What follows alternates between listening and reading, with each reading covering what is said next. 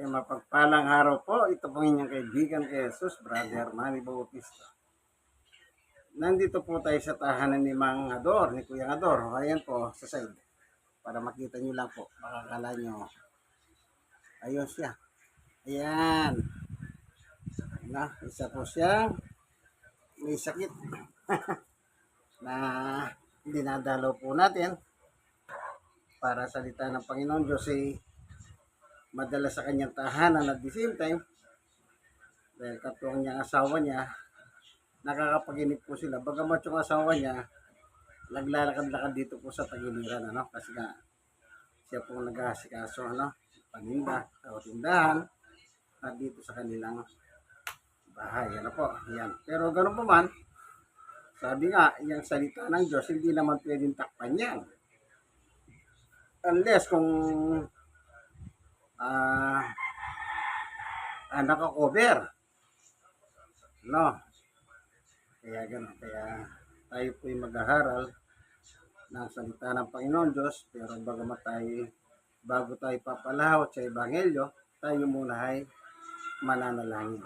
Panginoon Diyos, sa aming Ama, minsan pa, samahan mo po kami sa aming paghaharal ng Ebanghelyo ito sapagkat kami po bilang mga tao, sabi nga po, hanggat hindi po bumabalik ang aming Panginoong Yesus, hindi po pwede tumigil ang pangangaral, sapagkat ang pangangaral, ito po parahan. Parahan mo, para ang mga tao malaman po nila yung katotohanan, at ito po magdadala sa kaligtasan ng bawat tao. Wala pong pinipiling reliyon, ano man ang reliyon na kinabibilangan namin, Panginoon Diyos, ang mahalaga, yung tamang pagkakilala sa iyo at yung anak. Salamat po. Ito po ang aming kailingan at panalangin. Buksan ang puso at isipan ng mga nanonood ng video ito. Kung hindi pa po ang kanilang pananampalataya, buksan mo po ang kanilang mga puso. Salamat po sa ngalan ng aming Panginoong Yesus. Amen. Meron po nakalagay dito sa sulat ni Juan. Tignan natin. Ito po.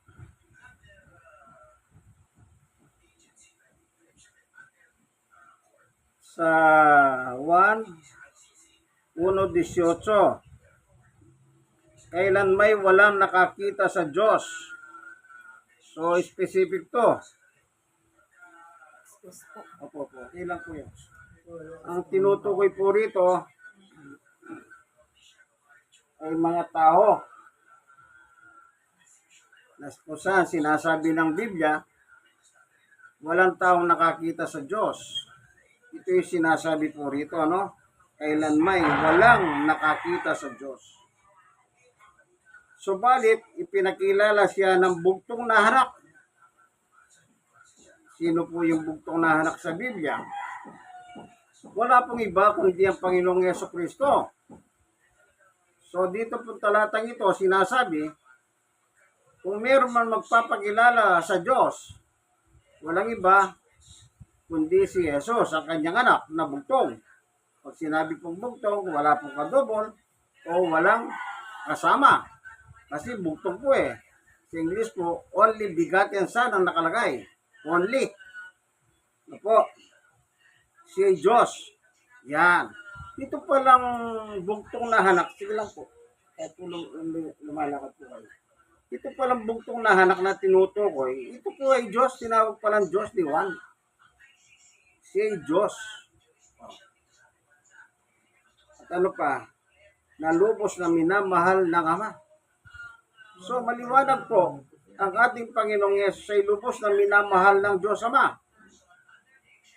Meron din ganyang salitang nakalagay pa sa Biblia rin na tignan lang po natin dito po sa chapter 17. Okay lang po, nanay. Tignan lang natin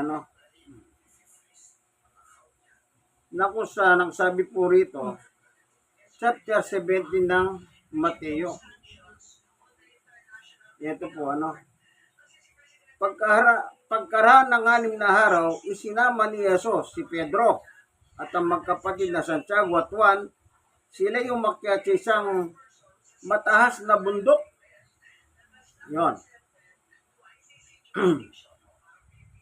Dito po sa verse 5, meron naman nakalagay na ganito.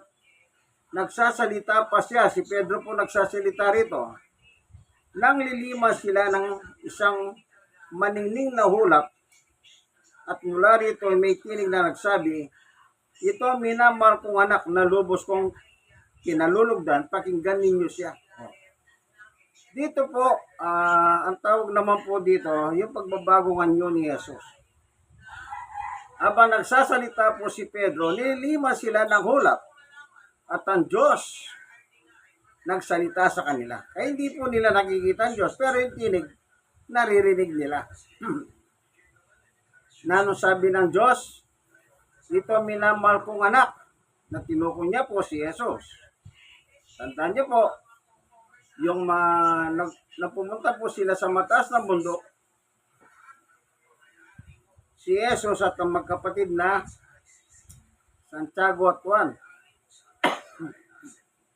ang magkakasama. So, dito rin po sa, kung babalikan natin yung 18 ng 1, binanggit din po yan eh. Anong nakalagay? Na lubos na minamahal ng Ama. Sino daw po yung lubos na minamahal ng Ama? Wala pong iba kundi ang kanyang bugtong na anak na si Jesus. Ngayon, kung inyong papasyanin po dito sa nakasulat sa Mateo chapter 17 verse 5, yung panguling pangungusap, ang sabi niya ay, ano sabi po?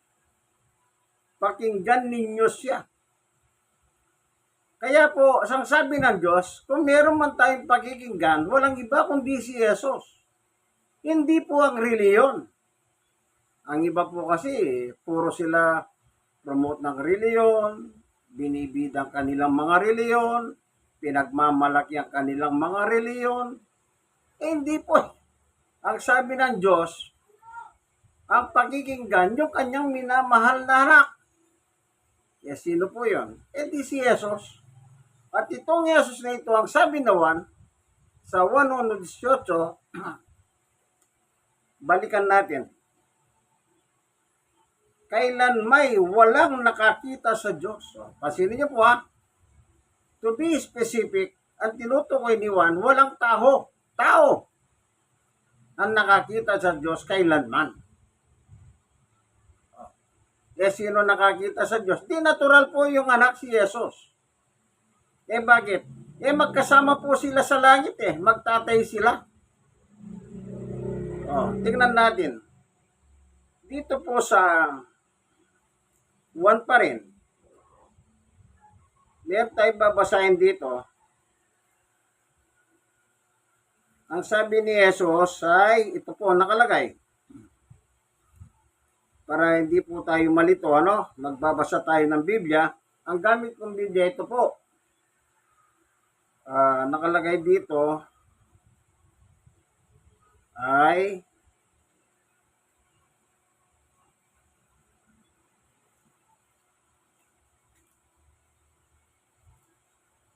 ito.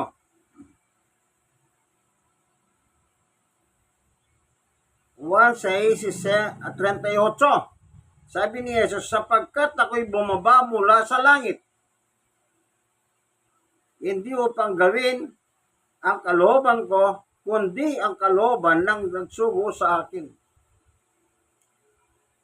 Saan galing si Jesus? Bumaba po siya mula sa langit. Dito sa mundo nagpunta siya. Nasa mundo siya sa eksenang ito na pinakikita niya, pinapahalam niya sa mga tao sa panahon niya, siya'y bumaba mula sa langit. Nasan ba ang langit? Nasan ba ang Diyos? Nasa langit.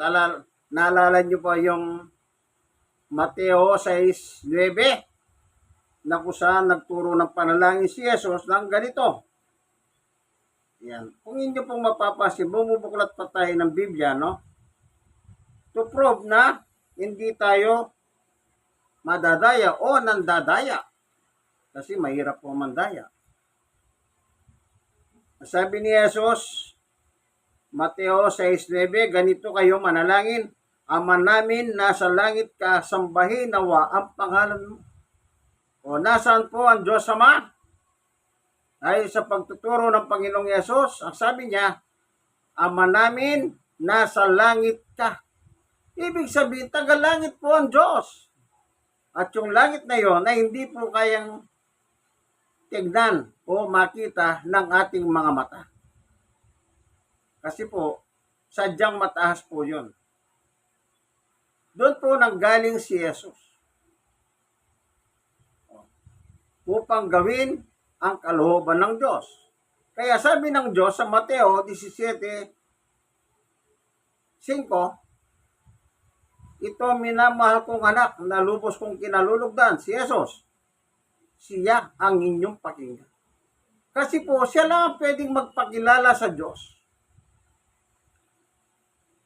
Walang pwedeng magpakilala kahit na sinong puno ng reliyon. Tandaan niyo po yan. Kaya kung minsan napakaraming reliyon, mismong mga puno ng reliyon, founder o tagapanguna ng reliyon, kung minsan iba-iba'y paniwala nila eh. May reliyon na si Jesus ay tao, hindi Diyos kailanman. Isipin niyo po yan. Pinakipaglaban pa nila ng debate yan. Anak ng Diyos yan eh. Pagkatapos sasabihin mo tao, dilalabas ang Diyos tao pala. May tao ba sa langit? Yan ang tanong. May tao ba sa langit? Siyempre, kay Jesus tayo makikinig. Sige, alamin natin kay Jesus kung may tao sa langit. Pag meron, di paniwala natin, si Jesus ito eh. Pero anong sagot niya? Kung may tao sa langit o wala. Dito sa 1:13, walang umakyat sa langit. Walang umakyat. Maliwanag. Ang tinutukoy mga tao. Meron bang umakyat sa langit na tao? Wala po. Ngayon, na sinasabi nila, ito wala pong personalan ayon sa kanilang mga doktrina, si Santa Maria daw, umakyat sa langit ng body and soul. Hindi daw siya namatay. Hindi siya nakaranas ng kamatayan. Ibig sabihin, after na umakyat si Jesus sa langit, several years ang nakaraan. Si Maria naman daw ay umakyat ng body and soul. Parang nandito ka sa lupa, then umangat siya, umangat hanggang sa makarating ng langit. Paano ngayon nasabi ni Jesus, walang umakyat sa langit? Paano ngayon yung nagsasabing si Maria daw umakyat sa langit? Di lumalabas, antikristo po sila. Kinakalaban nila si Jesus. Ang sabi ni Jesus, walang umakyat sa langit. Ba't kailangan ipilit mong merong umakyat sa langit? Lalabas, nagkamali ang Diyos. Bakit po? Sabi ng Diyos, makinig ka kay Jesus eh. Pero pag sinabi mong umakyat si Maria sa langit, sino pinakikinggan mo? Di yung puno ng iyong reliyon. Yan pong masama. Alam niyo po, hindi tayo na may personal. Wala tayong ano sa kanila. Kunting ating ginagawa lang, ibubulgar ang katotohanan. Si Jesus lang ang pwede magpakilala kasi sa Diyos eh. At wala namang sinabi ang Diyos na mayroong umakyat sa langit na tao. Even Jesus Christ, walang sinabi. Tingnan pa natin ang isang talata. Dito pa rin po sa 1. Para hindi po tayo malito, nagbabasa tayo ng Biblia para sa kaliwanagan ng lahat. 6:62 ng 1. Gaano pa kaya kung makita ninyong umakyat ang anak ng Diyos sa dating niyang kinaroroonan? Ano yung dating kinaroroonan ni Jesus? Langit.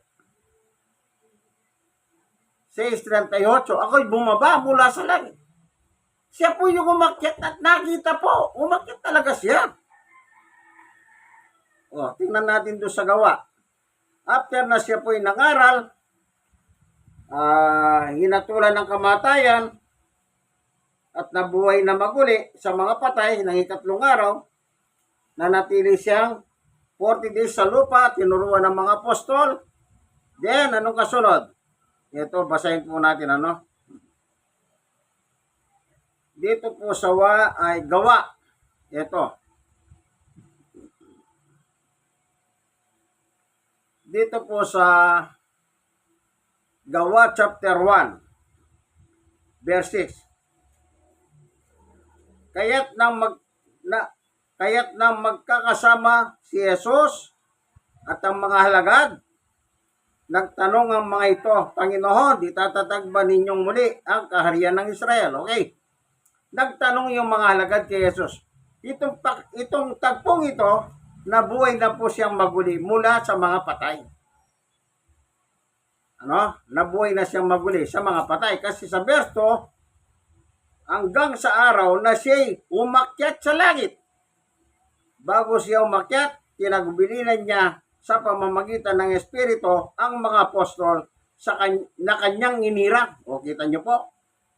Tinuruan muna sila upang sila magpatuloy sa kanyang ministeryo dito sa ibabaw ng lupa. Gaya ng ginagawa natin ngayon, tayo po ay nagbabahagi ng mabuting balita ng ating Panginoong Yesus.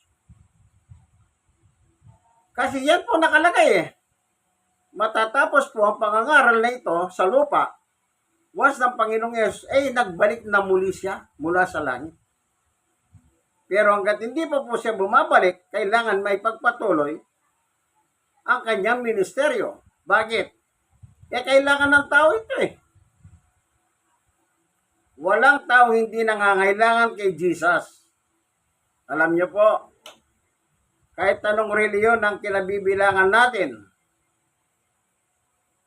hindi po may tatanggi ang katotohanan ng tagapagligtas ay walang iba kundi ang anak ng Diyos na si Jesus. Hanggang nandun na po siya sa langit. Ngayon, umakyat ba siya sa langit? Opo. Tuloy natin ang basa. Gawa 1. Punta na tayo sa 10. Abang sila'y nakatitig sa langit, ibig sabihin, may nakatingala sa langit, itong mga alagad. Ayan. Dalawang lalaki nakaputi ang biglang tumayo sa tabi nila. Anghel po ito. 11. Mga taga Galilea, sabi nila, bakit kayo narito? Nakatingala sa langit. Itong si Jesus na umakyat sa langit ay magbabalik tulad ng nakita ninyong pag-akyat niya. So maliwanag po, umakyat siya sa langit. Kaya sabi ni Jesus, walang umakyat sa langit, kundi ako.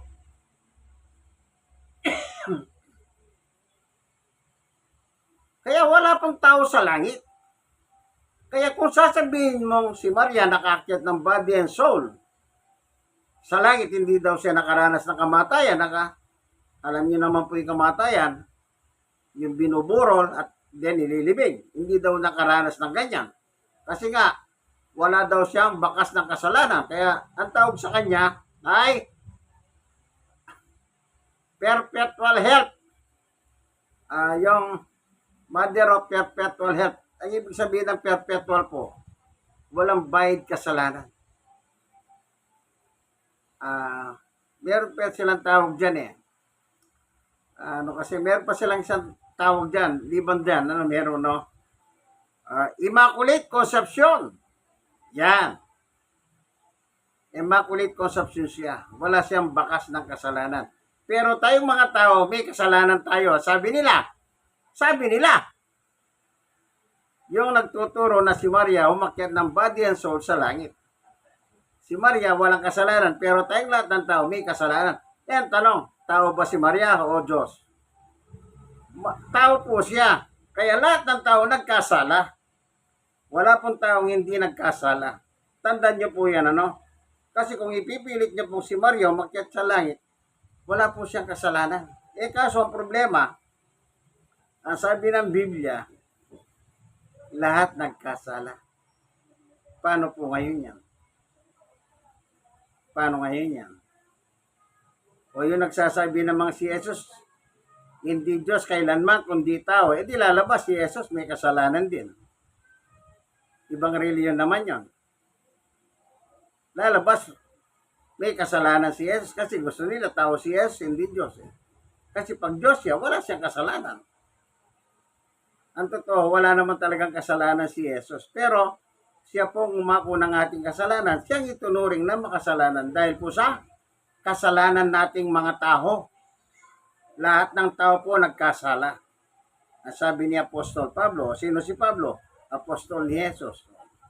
Sinong paniniwalahan natin ngayon? Si Apostol Pablo, na Apostol ni Jesus o yung mga reliyon? Aba, siyempre kay Pablo na ako. Itong mga reliyon na ito, hindi ko alam kung kanino sila. Kasi antikristo po sila. Maliwanag hindi sila sa Diyos. Antichrist sila . Isipin mo, hindi daw Diyos si Jesus, kundi tao. Yung isa naman, umakyat daw. Si Maria sa langit, body and soul, na hindi nakaranas ng kamatayan. Sabi ni Jesus, wala pang tao umakyat sa langit. At siya lang ang umakyat. Di antichrist din sila. Yan po masama sa reliyon. Naturingan may reliyon ka. Alam niyo po, yung reliyon hindi po masama, pero ang masama dyan sa maling sistema. Si Pablo na lang po, tingnan ninyo, sabi ni Pablo. Sa Roma 10:1, mga kapatid, ang marudog kong nais at dalangin sa Diyos ay maligtas sila. Meron siyang tinutukoy na maligtas sila. Sino yon? 2, mapapatunayan kung sila ay nagsisikap na maging kalugod-lugod sa Diyos, subalit mali ang kanilang batayan.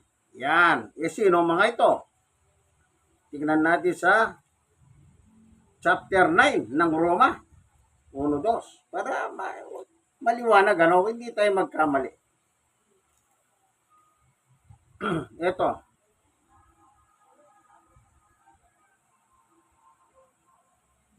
Roma 9:1.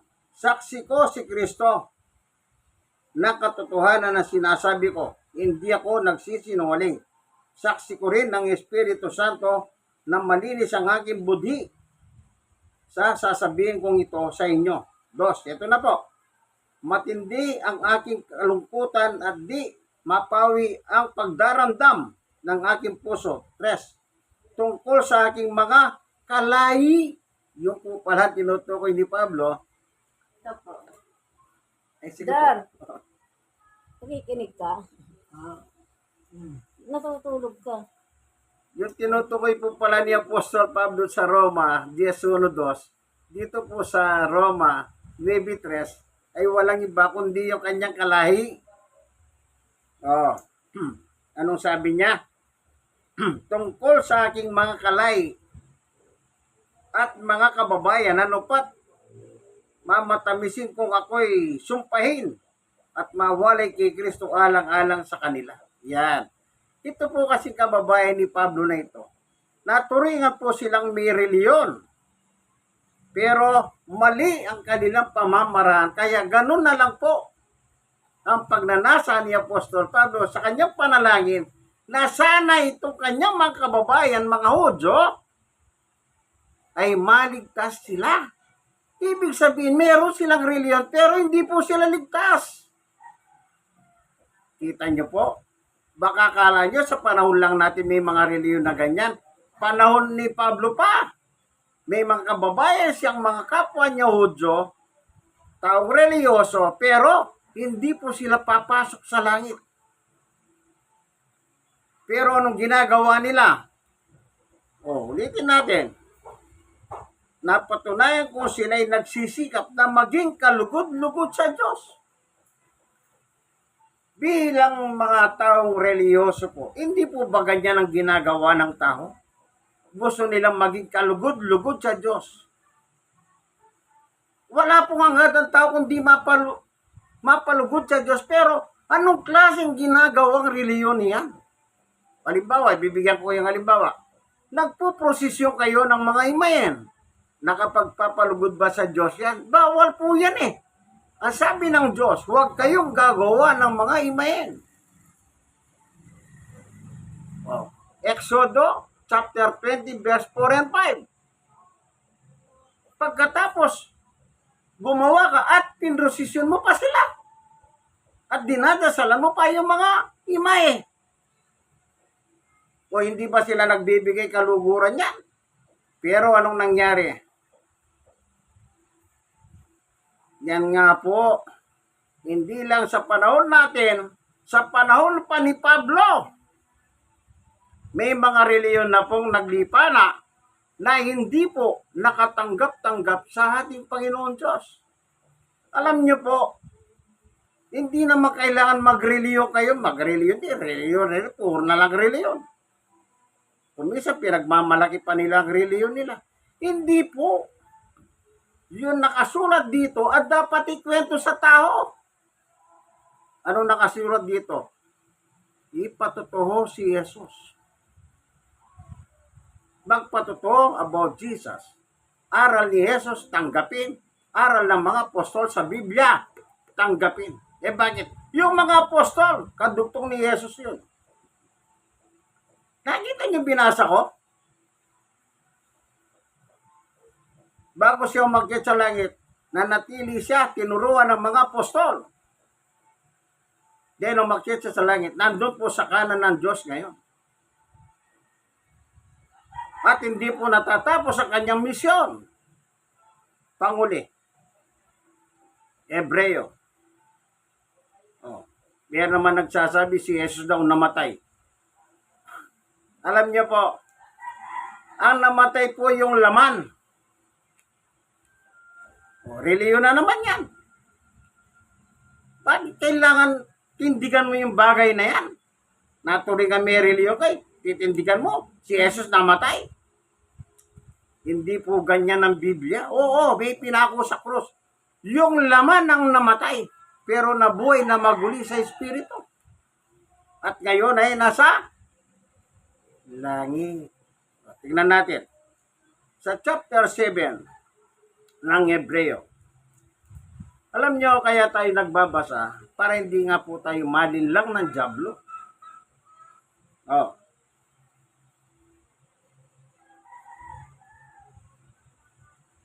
Basahin ko po. 7:24 ng Hebreo. Ngunit si Jesus ay buhay magpakailanman. Oh. Ngayon, sasabihin yung patayan. Lumalabas, mali ng Biblia. Tama ang inyong reliyon. Reliyon na naman yan. Oh. Anong sabi? Ngunit si Jesus ay buhay magpakailanman. Oh, namatay ba yan? Sabi ko nga po, yung laman ang namatay, yung ipinako sa cross. Kung wala pong laman, wala kayo may papako sa cross.